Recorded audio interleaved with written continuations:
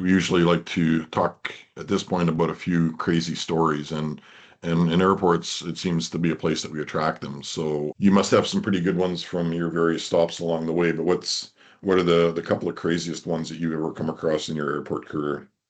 There's crazy good and crazy bad. We take Uh, both.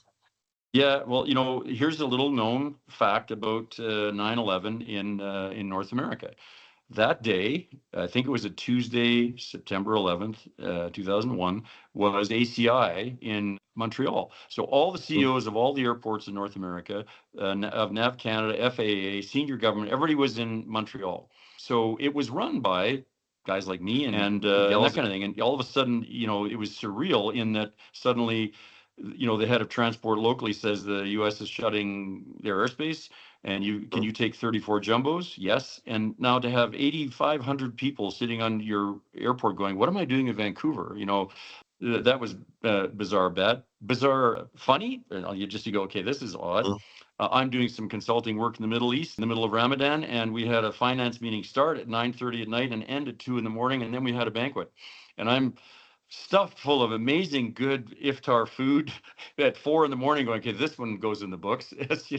That's I've pulled all-nighters before, but rarely having a banquet. And then there's the great customer service stories, that you just go, again, when you have people like this, you can't lose.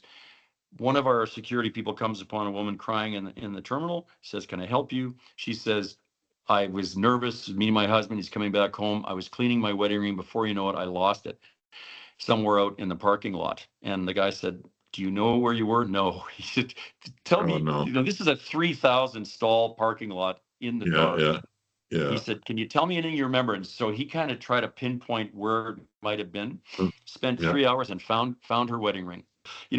It just runs the gamut, doesn't it? And I used to enjoy reading the ops logs, because it must be what it's like for police, because they would take this huge drama and just put it Hmm. down to one sentence. You'd go, Yeah. 6.5 foot tall, very angry man brandishing sword at screening point. Yeah. There's a story there, there's a Oh, screenplay, oh yeah. but it's all Yeah, in one yeah, line. yeah. And It's if very I concise. often said I should have taken a picture of the strangest ones, everything from life and death in between. And that's, I think that's part of the reason that people sort of get hooked on airports, because even though every airport has a terminal and a runway, and has people coming to it, that's about where the similarities end. And every day can be very, very different. And you have no idea that you'd be dealing with this crisis or that crisis. And some people like that, some people don't. I think it Yeah. gets in some airport operators' blood. You ride to the sound of the guns, right? You hear, hey, what's that? That's something odd is going on, and you want to be part of it. You want to fix it.